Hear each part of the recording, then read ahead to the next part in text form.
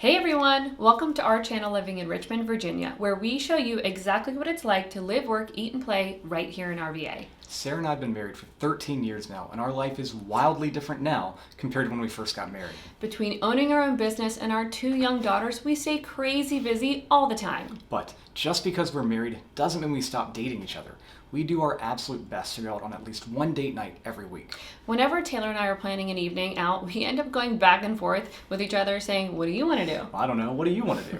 And then we end up going to one of the same 5 places we always go to anyway. We are definitely creatures of habit. So, we thought we would show you some of our favorite date night spots around the Short Pump area. And after we shoot this, we are headed out on a date night and probably going to one of these places we are about to show you. Definitely. A few weeks ago, when I was setting up our babysitter, she offered to stay as late as we wanted. So I asked if 9 or 9:30 would be okay, and she laughed at me. Understandably. You know, we aren't going into the city and bar hopping until 1 in the morning anymore. Those days are behind us for now, at least. But no matter how long the babysitter stays, the real problem is the next morning always begins no later than 6 a.m. when our youngest wakes up. Yeah. Most of our date nights usually include a fun activity and then dinner and drinks afterwards, typically ending around 8:30 or 9. So if you find yourself in a similar season of life, or just have decision fatigue and want some good ideas for date nights, this will be a great video for you. So with all that said, let's get into it. All right, so we are in the date night car. Night car. Because kids aren't allowed in this car. No. Sarah, what do we call your car? The Booger Mobile. Yeah. Is it appropriately named? Yes, Yeah. Unfortunately, yes. It's currently summer and the weather has been great, so a lot of our date nights begin with a visit to the rooftop pool and bar at our gym, ACAC. Now, obviously this requires a gym membership to ACAC, but we think it is well worth it, and the rooftop pool is what sold us on joining 10 years ago. The other benefit is they have the kids zone, which will provide up to 2.5 hours of childcare daily. So on the nights you can't find a babysitter, you could drop off your kids at the kids zone and head upstairs to enjoy some quiet time. The rooftop pool is adults only, and there's a hot tub which is also open year-round, so even when the weather is cold, this is still a great option. One year we even watched the Super Bowl in the hot tub while it was snowing. The only thing that sucked was getting out of the hot tub and running to the bar to grab a drink. She made me do that. The cafe upstairs has light food and snacks and serves wine, champagne, canned beer, and there are a few beers on tap. Now, you could eat dinner here, but Short Pump has so many other great choices that we typically decide to go to a restaurant or a bar for food after the pool. So let's say the pool was our activity, and now we are headed to dinner. More than likely, we are probably choosing a pretty casual dining spot. We are frequent flyers at Wood and Iron, and this isn't the first time we have talked about them on camera. It is seriously some of the best, if not the best, bar food in all of Richmond. Wood and Iron now has 3 locations, and their Short Pump location is the newest and the closest to where we live, so we go there all the time. That is also the reason that most of our date nights are out in Short Pump. When we go to Wood and Iron, 9 times out of 10 we sit at the bar. I love the experience of sitting at the bar because we don't get to have that experience when we go out to eat as a family with the kids. I am sure that most of you parents can relate to that. Now, Taylor and I do the keto diet, so our food options are usually limited. I always get the California burger without a bun, and it's great, but it's even better with the bun. And on our cheat nights, I always get their chicken Yes. tenders and fries. They are absolutely amazing, but you won't be disappointed with anything on their menu. Our other casual dining option that we always go to is Sportspage on Broad Street in Eastern Goochland. Sarah, tell them why you love Sportspage so much. I have made it my mission to find the best Cosmo in all of Richmond, and hands down, Sportspage has it. Which I secretly love because Sportspage is a dive bar in a rural county. Like, I didn't see that coming. For me, it's the people and the atmosphere. The bartenders and servers are super kind and friendly. Yes. They treat us like family, and it is not a pretentious bar. Sportspage has become our very own Cheers, where they do in fact know our names. Plus, they also have my favorite beer in all of Richmond, Triple Crossing's Falcon Smash. They have that on tap. So, incredible staff and our 2 favorite drinks in Richmond. Now, as for the food, it's your traditional dive bar menu. You won't be blown away by any of it, but it's still really good, and their wings are some of my favorite wings in Richmond.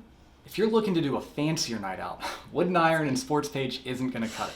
Perry's Steakhouse just opened up in Short Pump, and Perry's will deliver that upscale dining experience. And when we say upscale, we mean wildly expensive. Yes. Perry's is probably best for celebrating something like a birthday or an anniversary, or you just won the lottery. The food and atmosphere are incredible, but you pay dearly for it. If you have money burning a hole in your pocket, be sure to try the Wagyu steak. It's out of this world. Seriously, it was like if steak was made out of butter. It melted in your mouth. But it's also $30 an ounce. Yes. Yeah. I love steak. I've been to every steakhouse in Richmond, and Perry's is the absolute best, bar none. And not just the steaks, their wedge salad and pork chop also top the list of the best we've ever had. So again, the food is out of this world, but after you get a few drinks, appetizers, and an entree, you probably spent about $400 for dinner. Absolutely. Now, they are still new, so they're working out the kinks in their service, especially on the busier nights of the week. This visit was our fourth, and each time the service has continued to improve. I do wholeheartedly believe Perry's is here to stay, and if you feel like being fancy and bleeding money, this is a place to do it. A dinner at Perry's will last a few hours, so dining there is the activity. But let's say you're planning a more normal dinner and want an activity to do beforehand.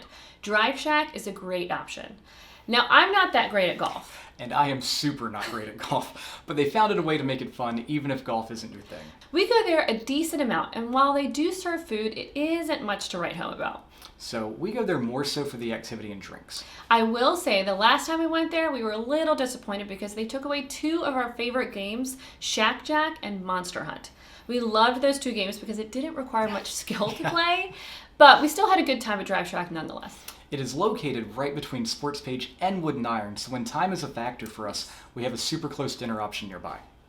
Now, moving on, if you are looking to split the difference between a dive bar and Perry's Steakhouse, Portico is one of our favorite restaurants. And I don't have to sell a house to be able to afford dinner. Portico made the cut for our best outdoor dining video, and for good reason. The atmosphere alone is reason enough to visit. The landscaping and design makes you feel like you're in a secret garden. Yeah. And there actually is a garden where they use some of the vegetables they grow for their dishes.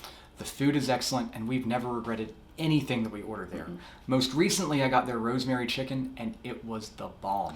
And if we're having a cheat night, their pizza and pasta entrees are so good. So as long as the weather is great and it's not too hot or not too cold, we recommend to sit outside.